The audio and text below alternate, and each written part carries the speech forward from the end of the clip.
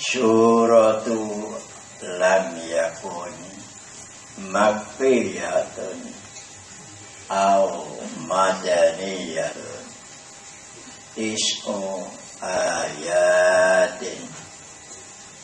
Utawi surat lam yakun iku bangsa Mekah temurune, ana sing marani bangsa Madinah temurune. Ana perselisihan ulama netepake Makkiyah temurun saderenge hijrah. Sebagian ulama netepake Madaniyah temurun badane Kanjeng Nabi hijrah. Nama surat saged surat lam yakun, saged disebut surat al-munfakin, saged disebut surat al-qiyamah lan sanes-sanesipun. Sedaya wau kesebat dengene surat. Disebut surat lam yakun mergo awale kalimat saking surat punine lam yakunil ladina kafaru.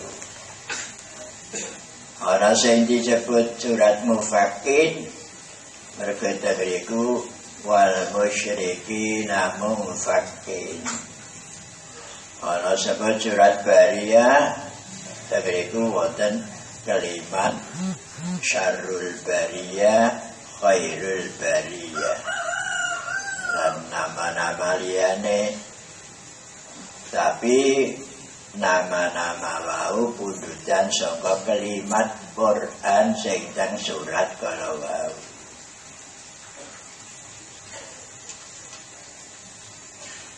Jumlah ayat wonten 9. Bismillahirrahmanirrahim.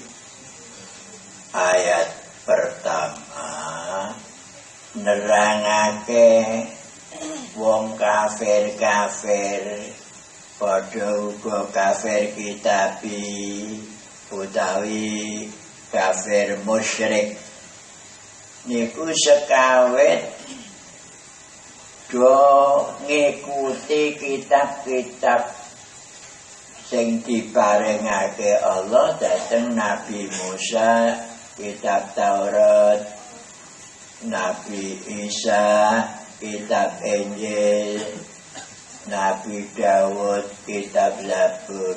Kabeh do ngikuti. Nggone kitab Taurat, kitab Injil disebutake bakale ana nabi terakhir sing jenengane Ahmad. Ahmad niku namane Kanjeng Nabi nek ngene kitab-kitab sing riyen. Nek tengene Quran Muhammad. Kanjeng Nabi niku namane wonten 200 punjul.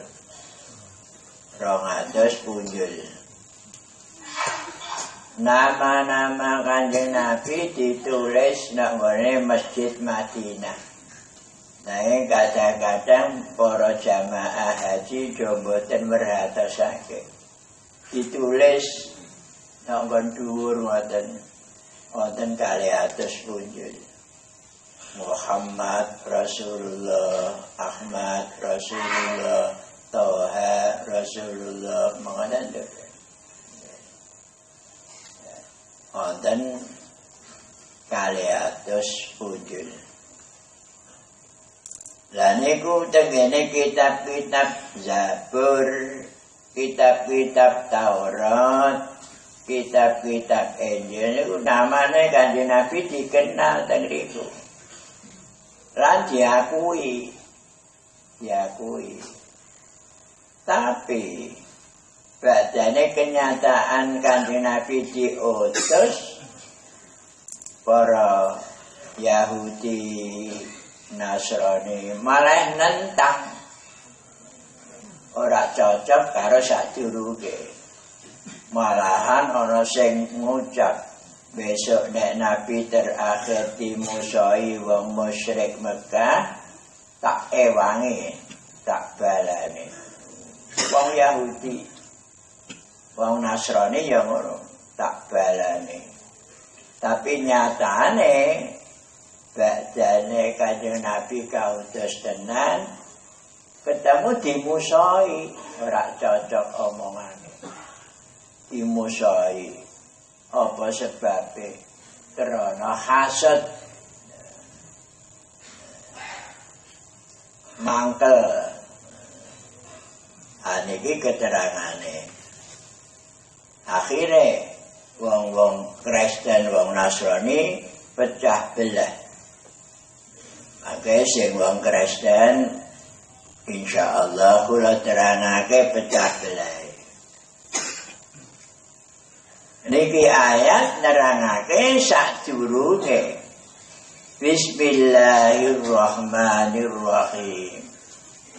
Lam yakunil ladzina kafaru ora ana sapa wong akeh kang padha kufur.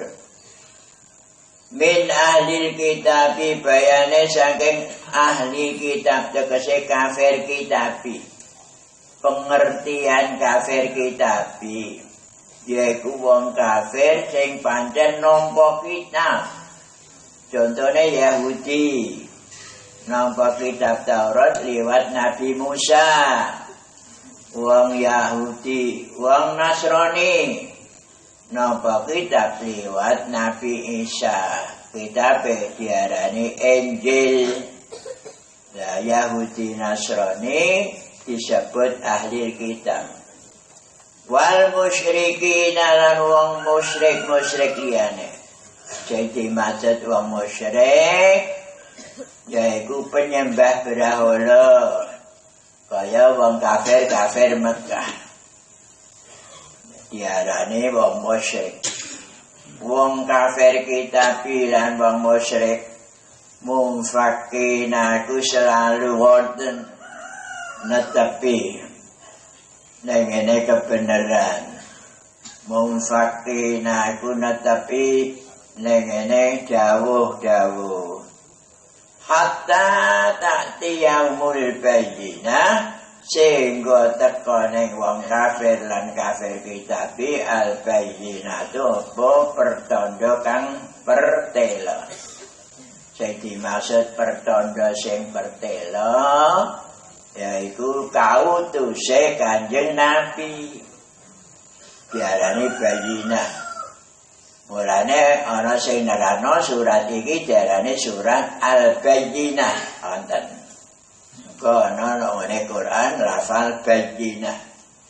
Bayyinah maknane sapa? Rasulun. Yaiku Kanjeng Nabi. Rasulun utusan minallahi saking Gusti Allah. Yaiku Kanjeng Nabi Muhammad sallallahu alaihi wasallam. Jadi Rasulun nek cara nahwu ngarani jadi badal saka lafal al-bayyinah. Pertanda sing cetha ku sapa? Yaiku kautuse Kanjeng Nabi. Pertanda sing cetha. Kanjeng Nabi yatlu macaake sapa rasul suhufan ing pira-pira lampiran mutahharah kang suci. Quran disebut lampiran-lampiran sadurunge dikumpulake niku lampir-lampir. Badane Kanjeng Nabi wafat, Khalifah Abu Bakar diangkat sebagai pimpinan, lajeng nembe wonten tim penghimpun Quran dikumpulake, lajeng ditulis dados mushaf. Niku badane Kanjeng Nabi wafat. Lah sadurunge Kanjeng Nabi wafat niku Quran namung tertulis lampir-lampiran, kadang nok lulang, kadang nok watu, kadang macam-macam. Fiha kang tetep ing dalem suhufan mutahhara kutubun utawi pira-pira hukum-hukum kutubun utawi pira-pira hukum sing tertulis qayyimatun kang jejeg kang bener kang lurus yaiku Quran.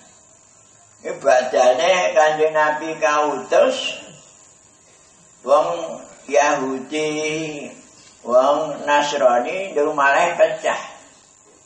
Padahal sadurunge Kanjeng Nabi kautus niku wis kaya-kaya mantep bakale mbelani Kanjeng Nabi nalika dimusuhi wong kufar Mekah. Yahudi ya ngono, Nasrani ya ngono.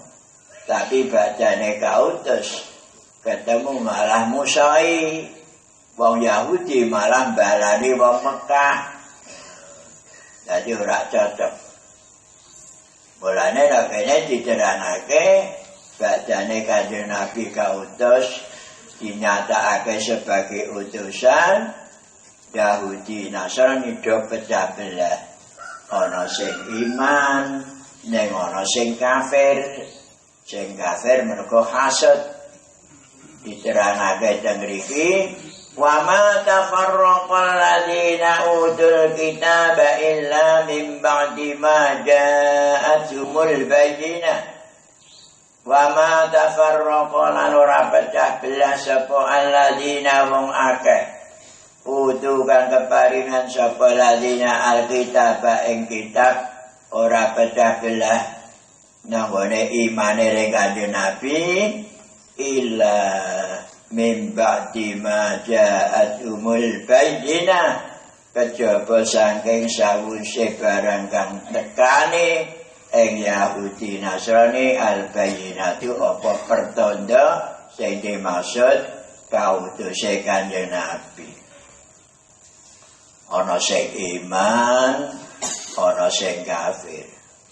Padahal ditetake wong Yahudi wong Nasrani nang ngene kitab-kitabe diterangake kon nyembah ring Allah, nekani zakate, nindakake salate niku nang ngene kitab-kitabe Yahudi, kitab-kitabe Nasrani.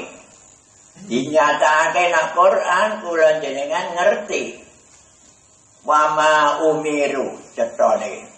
Wa ma umiru lan ora diperintah sapa Yahudi Nasrani nang kitab Taurat kanggone Yahudi, nang kitab Injil kanggone wong Nasrani ora diperintah illa liya'budullah kejaba supaya do nyembah Yahudi Nasrani Allah ing Allah. Jadi nang kitab Taurat niku ya penyembah Gusti Allah. Nang kitab Injil ya penyembah Gusti Allah. Ora ana nyembah ring ngene telu-telune ngatunggal. Nabi Isa, Yesus anak Tuhan, ora ana. Iku gaenane wong saiki.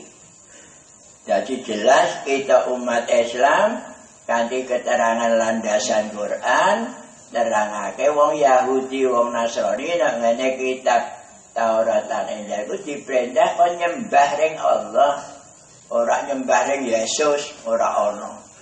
Mulane kitab-kitab Injil sing beredar saiki ku wis owah-owahan.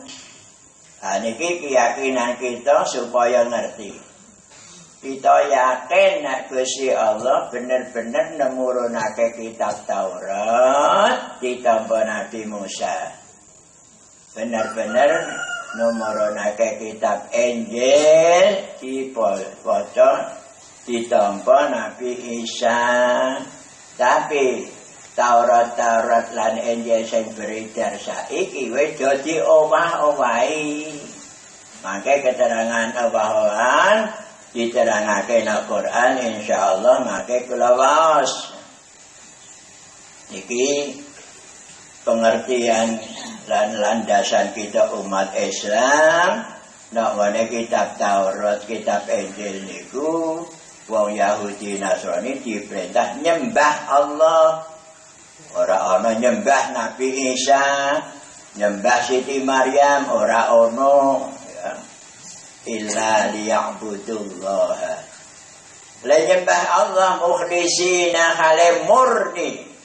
Kale murnekake sapa dheweke kabeh lahu marang Allah adina ing tatanane kunafa hale condong banget.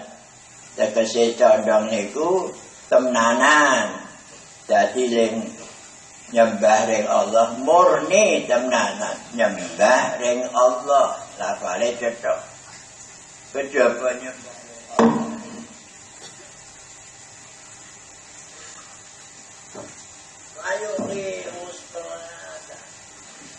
padha jumenengake sapa Yahudi Nasrani as-sholata ing salate do salat kanggo Yahudi salate menurut syariate Nabi Musa kanggo wong Nasrani menurut syariate Nabi Isa mboten 5 waktu kados umat Muhammad mboten. Wa yu'tuz zakata lan padha maringake sapa ahli kitab az-zakata ing zakate. Dadi nyembah ring Allah, nindakake salat, nekake zakate. Wa dzalika uta mengkono agama dinul qayyimah iku agama kang jejeg sing tenananku. Tapi tibane wong Kristen pecah belah nganti 4. Ya. Sing nomor 1 disebut pimpinane Khawari. Kaum Khawari. Niki tetap Islam. Ya kaum Khawari tetap Islam. Nanti nek ngene Quran juz 3 dingendakake washhad innana bi annana muslimun. Kula sampean sakseni Nabi Isa kita niki tiyang Islam.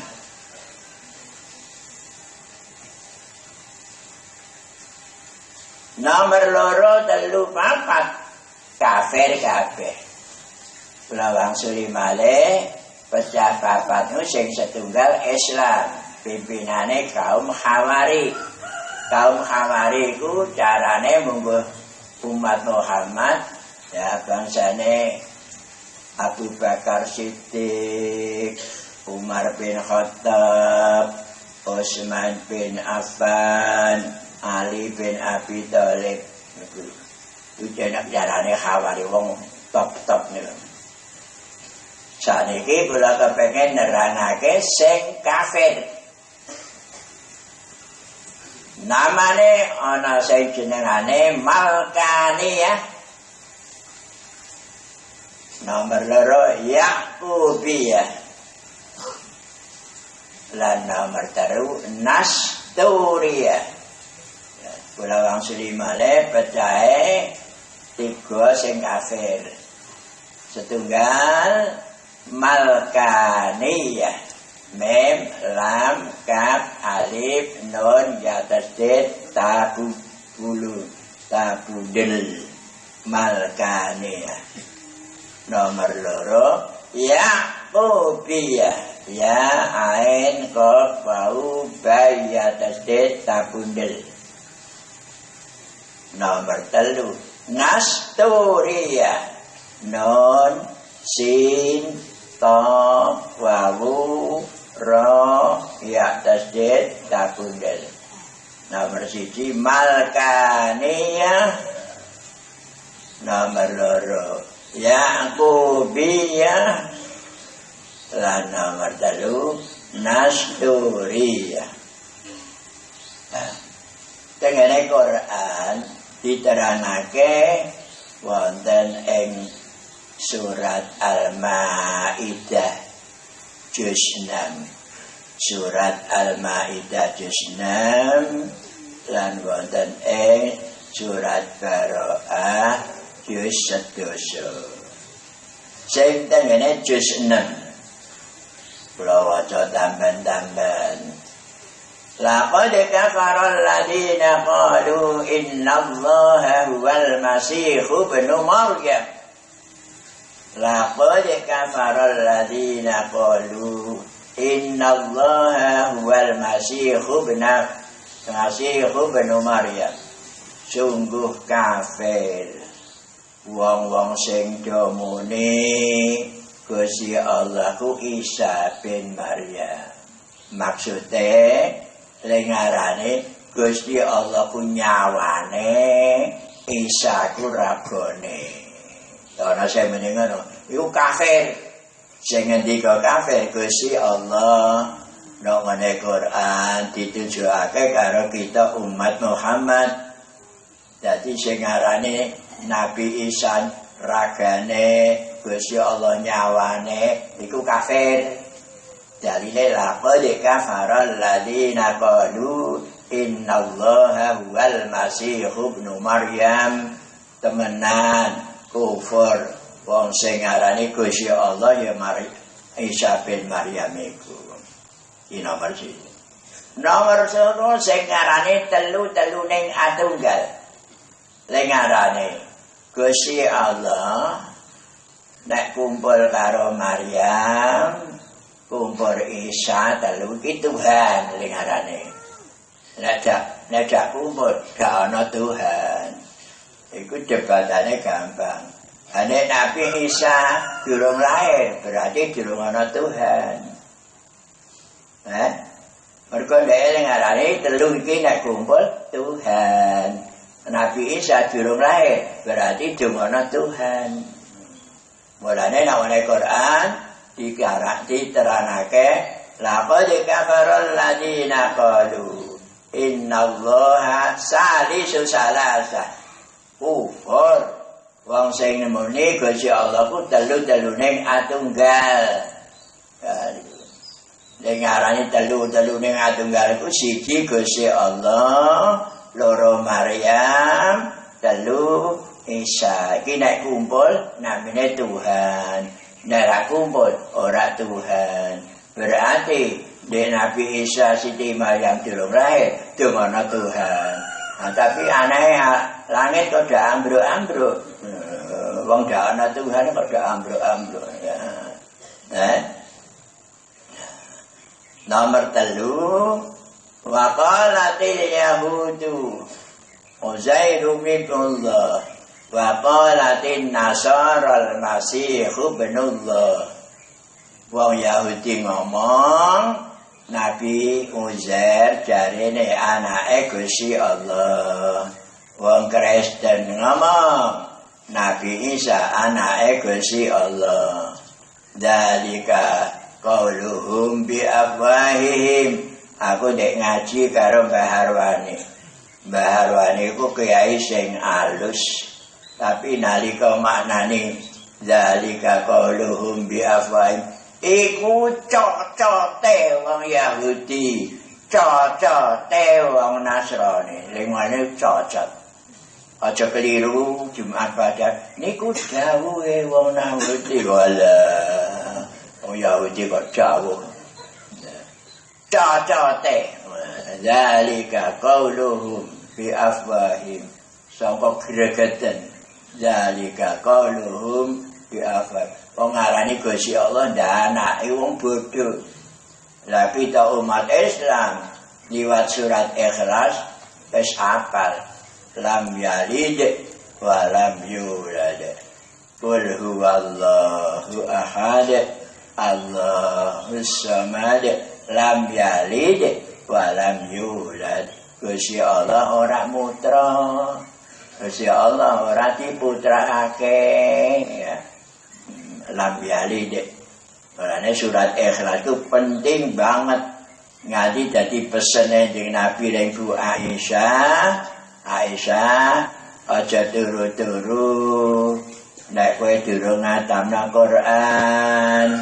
Iki nomor 2 bungahna wong Islam sak donya. Tanggapane Bu Aisyah pancene bocah. Bu Aisyah dari Kanjeng Nabi nalika digarwa Kanjeng Nabi yuswa 50. Bu Aisyah nembe umur 6 tahun. Bu Aisyah nembe umur 6 tahun. Kanjeng Nabi yuswa 50. Nalika kempal wonten Madinah Kanjeng Nabi umur 53, Bu Aisyah nembe umur 11. Di bocah Kanjeng Nabi sedo, Bu Aisyah nembe umur 18. 18 lagi cara saiki tamat aliyah atau SMA. Ya, Bu Aisyah senom banget. Sing rujuk sahabat. Artinya gerentek batin. Ada sahabat namanya sahabat Dakhiyah batin. Besok nek Kanjeng Nabi sedo, Bu Aisyah harap dirabi. Ngono. Lagi gerentek ngono Quran temurun. Wala antankihu azwajahu min ba'di ai abada. Ora kena ngrabeni kalon bojone Kanjeng Nabi sause sedo ora kena. Lah wong sahabat wong apik terus matur, "Kanjeng Nabi wau sing ngrentek kula." Maaf. Berarti Bu Aisyah ki wonge cantik. Aku ngaiki aku dhewe. Dakhiyah ku ganteng-gantenge sahabat. Jadi sahabat yang paling ganteng Dakhiyah. Carane Nabi Yusuf. Tawang Sulimane. Jadi pecah belahe wong Kristen ana papat. Sing setunggal golongan Islam. Pimpinane kaum Hawari ke Islam. Ana sing Islam. Nomor 2 kafir. Ngarani Nabi Isa gak ragane Gusti Allah nyawane iki kafir. Nomor 2 ngarani telu-teluning atunggal Allah, Maryam, Isa iki nek kumpul narane Tuhan. Nomor 4 nomor 3 sing sambang kafir ngarani Nabi Isa anake Gusti Allah. Telu kafir kabeh neraka kabeh. Kitabe ya Bibel dhewe-dhewe. Ku sing lucu. Wong nampa kitab suci kok iso berbeda. Itu gak ono, itu dudu kitab suci. Kitab suci mesti bener. Sebab apa? Diowah-owahi karo pendetane. Ya. Jadi istilahnya itu cara Arab Malkaniyah, Ya'qubiyah, Nasturiyah. Nah, ini diterangake tengene Quran. Innal ladzina kafaru satemene wong akeh kang padha kufur. Min ahlil kitabi bayane kafir kitabi. Yaiku Yahudi Nasrani. Wal musyrikin lan para wong musyrik fi nari jahannam iku pasti nang neraka jahannam khalidina khalil langgeng selawase fiha nang jahannam bakal nang neraka jahannam selawase iki wong kafir. Ulai kau mengkono wong kafir sangka kafir kitab lan musyrik. Ya ulaik syarrul bariyati iku elek-eleke makhluk. Iki cetono nek Quran. Dicap karo Gusti Allah. Elek-eleke makhluk yaiku wong kafir. Wong kafir karo padha apik ndi apik padha. Wong kafir karo asu apik ndi asu apik asu. Sebab apa asu ana sing mlebu swarga. Asune Ashabul Kahfi ngono. Dadi paling elek-eleke makhluk wong kafir. Sampai nganggo dalil ulaika hum syarrul bariyah. Lah paling apik innal ladzina amanu satamne wong akeh amanu kang padha iman sapa ladzina wa amilu lan padha ngamalake sapa ladzina as-solihati ing pira-pira amal ingkang saleh wong mukmin sing amal saleh salate dinas posone ajek haji lan sedaya kesaenan dilakoni kaelekan ditinggal ulaika iku tawi mengkono wong mukmin sing amal saleh iya ulaik khairul bariyati iku luweh bagus-baguse makhluk.